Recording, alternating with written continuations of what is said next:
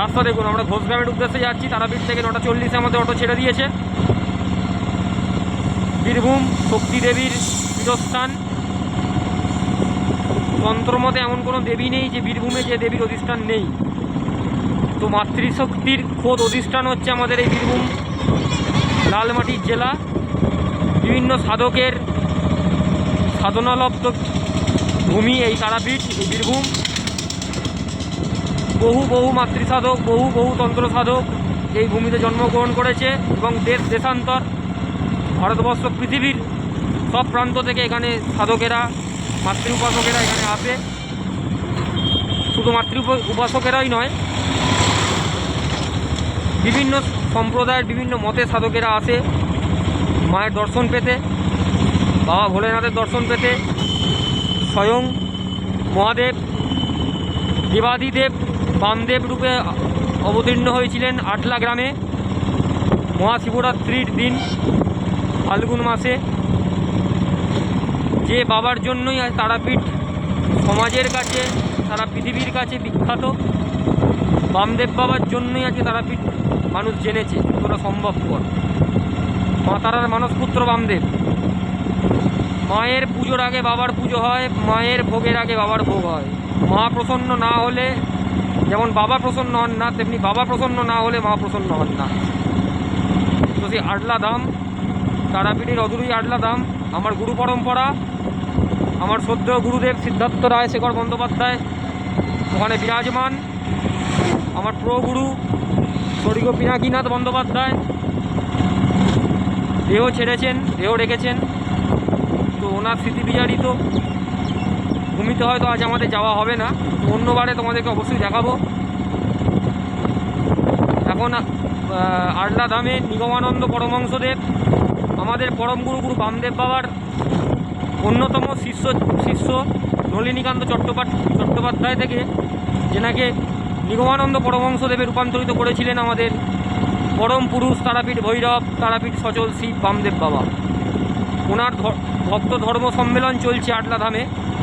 তো আটলা ধামে যেতে পারবো অনিবার্য কারণবশত আপনারা ক্ষমা প্রার্থনা আপনাদের কাছে চেয়ে নিচ্ছি, সকল সনাতনী হিন্দু ভক্ত শ্রোতাবৃন্দদের কাছে এবং আমার অগণিত শিষ্য ভক্তদের কাছে, যে ওখানকার কী চিত্র, কী পুজো পাঠ এখন হচ্ছে ওখানকার আমি তুলে ধরতে পারছি না। তো আক্ষেপ করার কিছু নেই। মায়ের একটি গুহ্য রূপ আকালিপুর, ভদ্রাপুর বা আকালিপুর গুহ্যকালী, ওখানে যাচ্ছি, ওখানকার রূপ দেখবেন আপনারা। এবং ঘোষগ্রাম লক্ষ্মীবাড়ি, যেখানে মা লক্ষ্মীর সদা অধিষ্ঠান, মা লক্ষ্মীর স্বয়ং পীঠস্থান যেটি, সেখানে আমরা প্রথমে যাব এবং তারপরে আমরা যাব ডাবুকেশ্বর শিববাড়ি, কৈলাসপতি বাবার মন্দির। উনিও বামদেব বাবার একজন গুরুদেব ছিলেন। এটা নিয়ে মতান্তর আছে, বজ্রবাসী কৈলাসপতি না তার ডাবুকেশ্বর কৈলাসপতি। সেই মতবাদের মধ্যে আমাদের গিয়ে লাভ নেই। আমরা হিন্দু ধর্মের মানুষ, সনাতন ধর্মের লোক। যেখানে হিন্দু ধর্ম, যেখানে সনাতন ধর্ম, সেই দিকেই আমরা এগোবো। আমাদের রাষ্ট্র, আমাদের হিন্দু ধর্মের রাষ্ট্র। তারপরে আমরা যাব শিববাড়ি, যেখানে সিদ্ধিনাথ এবং মা সিদ্ধেশ্বরী আছে, যেটির সঙ্গে মহাভারতের যুগের প্রাক ঐতিহাসিক কিছু যোগাযোগ আছে আমাদের, যেটা অটোদাদাও সহমত পোষণ করছে, উনিও জানেন এই বিষয়ে। ওখানে গিয়ে বিস্তারিত জানবো, টোটাল ডিটেলস। আপনাদের ইন্ট্রোটা আমি দিয়ে রাখছি, আপনার রাস্তাটা দেখুন। আর ওখান থেকে আমরা যাব উদয়পুরের মা কালী, যেনাকে তারা মায়ের বড় বোন বলা হয়। এবং ওনার দর্শন না করলে তারা মায়ের দর্শন কিন্তু বৃথা। যতটা আমি তন্ত্রশাস্ত্র, যতটা আধ্যাত্মিকতার আমি যতটা জেনেছি বা আমি চর্চা করেছি, জানতে পেরেছি সাধুসঙ্গ গুরুজনদের মুখে। এবং আমাদের রিকোয়েস্ট, দাদা আমাদেরকে একবার ঘুরিয়ে আনবেন মলেশ্বর শিববাড়ি, ওখানে শিব মন্দির এবং আমাদের সাধক গুরু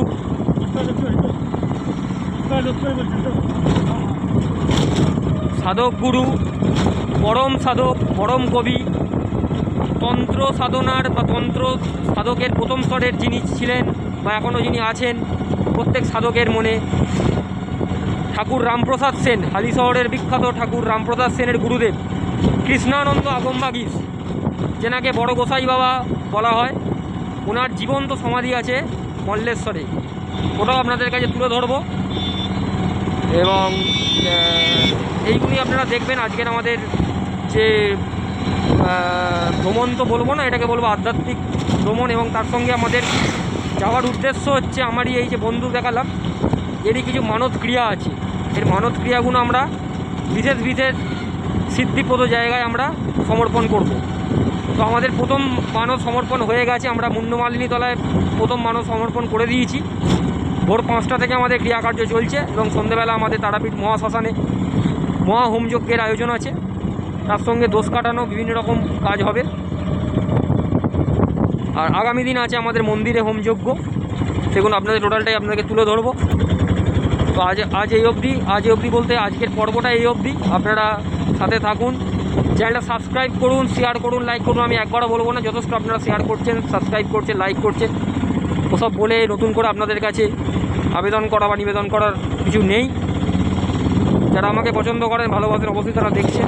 এবং সনাতন হিন্দু ধর্মের প্রত্যেক মানুষ এখন পাশে থাকুন, প্রত্যেক হিন্দু পাশে থাকুন, এটাই আবেদন। না হলে কিন্তু হিন্দু জাতির বিপদ কিন্তু খুব শিহরে, এটুকু আপনাদের বলতে পারি।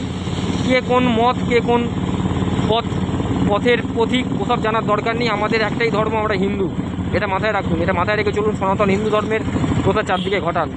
আজকে তারাপীঠ, আজকে নলাটি, আজকে কঙ্কালীতলা, আজকে সাঁইতিয়া নান্দিকেশ্বরী, লাভপুর ফুল্লরা দেবী থেকে শুরু করে বীরভূমের মধ্যে অসংখ্য ছড়িয়ে ছিটিয়ে আছে মাতৃদেবী, মহাদেব, বিভিন্ন দেবদেবীর অধিষ্ঠান। আমরা অনেকে জানিই না, আমরা শুধু তারাপীঠকে জানি। কিন্তু না, তারাপীঠ তো অবশ্যই অন্যতম আমাদের সিদ্ধপীঠ, গুরু বামদেব বাবার সাধনপীঠ, অবশ্যই তো তার গুরুত্ব অপরিসীম। কিন্তু তার পাশাপাশি আপনারা যারা আসবেন তারাপীঠে, তারা অবশ্যই কিছু কিছু জায়গা আপনারা অবশ্যই ঘুরবেন, অবশ্যই দর্শন করবেন, অবশ্যই যাবেন। অন্তত একবার জীবনে যাবেন, জীবনটাকে ধন্য করে নেবেন। কিছুই নয়, কিছু সামান্য কিছু খরচা হবে। আমরা এরকম খরচা প্রতিনিয়ত করে থাকি, নিজের ফালতু ব্যয় আমরা করে উড়িয়ে দিই।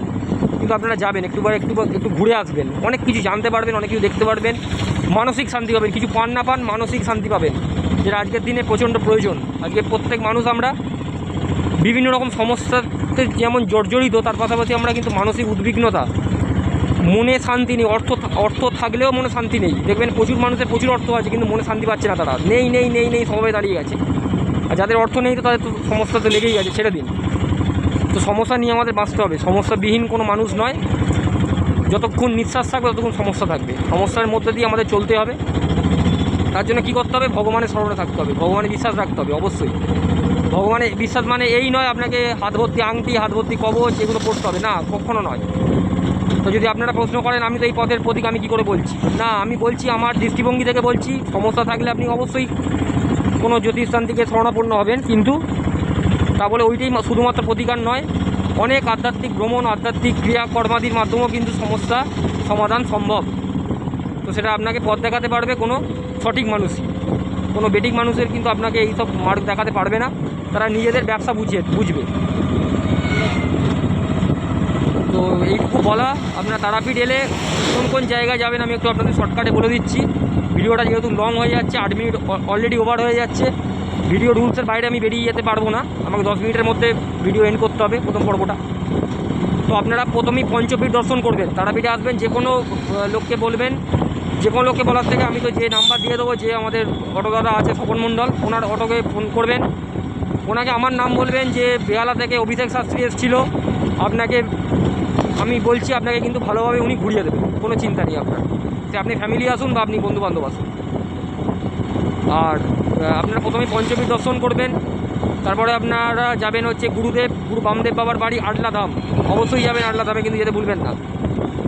বীরচন্দ্রপুর যাবেন, একচক্কা গ্রাম যেটা আমাদের আছে, ওটা অবশ্যই যাবেন। জগন্নাথ মন্দির আছে, ইস্কন মন্দির আছে, অনেক কিছু দেখবার ওখানে আছে। তারপরে আপনারা কোথায় যাবেন? আপনারা যাবেন আমাদের এই যে আমরা অকালীপুর যাচ্ছি, এটা যাবেন। শিবপাহাড়ি যাবেন, মল্লেশ্বর যাবেন, ডাবুকেশ্বর শিবপাহাড়ি যাবেন, কল্লেশ্বর যাবেন। কল্লেশ্বর আমরা যদিও বা আজকে যাচ্ছি না, আমাদের লোকটা আলাদা। তো আপনারা যাবেন, আপনাদের বলে রাখছি। নানুরে বিশালক্ষী তলা আছে, সেখানে যাবেন।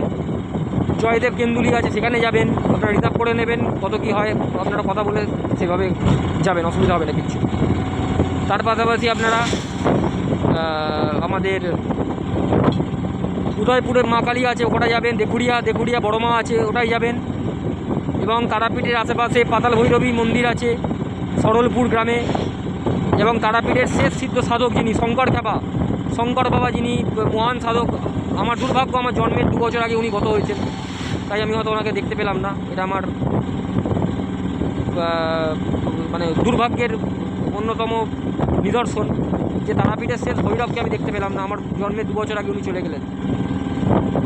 তো যাই হোক, সেটা কিছু করার নেই। এখনও প্রচুর বড় বড় সাধক আছেন, আপনাদের খুঁজে নিতে হবে, চিনে নিতে হবে। কোনো ভেগদারি বা কোনো রংবাহারি খপ্পরে যদি পড়ে যান কিন্তু আপনারা প্রতারিত হতে পারেন, এটাও আপনার জানিয়ে রাখছি। সাধক কোনো দিন আপনাদের বলবে না আমার কাছে আসুন, আপনার এই সমস্যা আপনার সমাধান করব।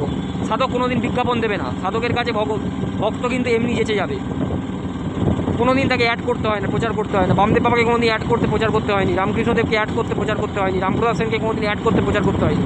দলে দলে ভক্তর কাছে গেছে। আমি গর্ব করে বলছি না, আমারও কিন্তু কোনো দিন কোনো অ্যাড নেই। আমি কাউকে বলি না যে আমার কাছে আসুন, আমার কাছে লোকে আসে মুখে মুখে প্রচারে আমার কাছে আসে, লোকে সমস্যার সমাধান পায়, তার জন্য সমস্যার সমাধান করার আমি কেউ নেই, আমি কিছু জানি না। আমি চেষ্টা করি মাত্র, অবশ্যই অর্থের বিনিময় করি, কারণ আমাকে জিনিসপত্র কিনতে হয়, জিনিসপত্র আমাকে জোগাড় করতে হয়, আমার পারিশ্রমিক আছে, আমি সংসারী মানুষ, আমি কোনো মানে উদাসীন বা সন্ন্যাসী মানুষ নই। তো আমার ঘরে আমার স্ত্রী আছে, আমার কন্যা আছে, আমার ফ্যামিলি আছে, তার জন্য আমাকে সংসার নির্বাহ করতে হয়। তার জন্য যতটুকু যার দরকার ততটুকুই আমি নিই, যেটা আমার প্রয়োজন। কোনো দিন অতিরিক্ত নিয়ে আমার কোনো প্রয়োজন নেই। এই অবধি বলা আপনাদের। ভালো থাকবেন। এইটুকু আপনারা জানালাম। আমরা Birchandrapur high school road, Birbhum, আমরা এই রাস্তা দিয়ে এখন ক্রস করছি। সামনে একটা সুন্দর মন্দির আপনারা দেখতে পাচ্ছেন, জানি না কী মন্দির এটাই মনে হচ্ছে বীরচন্দ্রপুরের যে মন্দির, এটাই মনে হচ্ছে। আমরা যাবো না, তাও আপনারা এখান থেকে দেখে নিন। তো ভালো থাকবেন সবাই, ভালো থাকবেন। কী কী বিষয় জানতে চান এবং কীরকম লাগছে জানাবেন।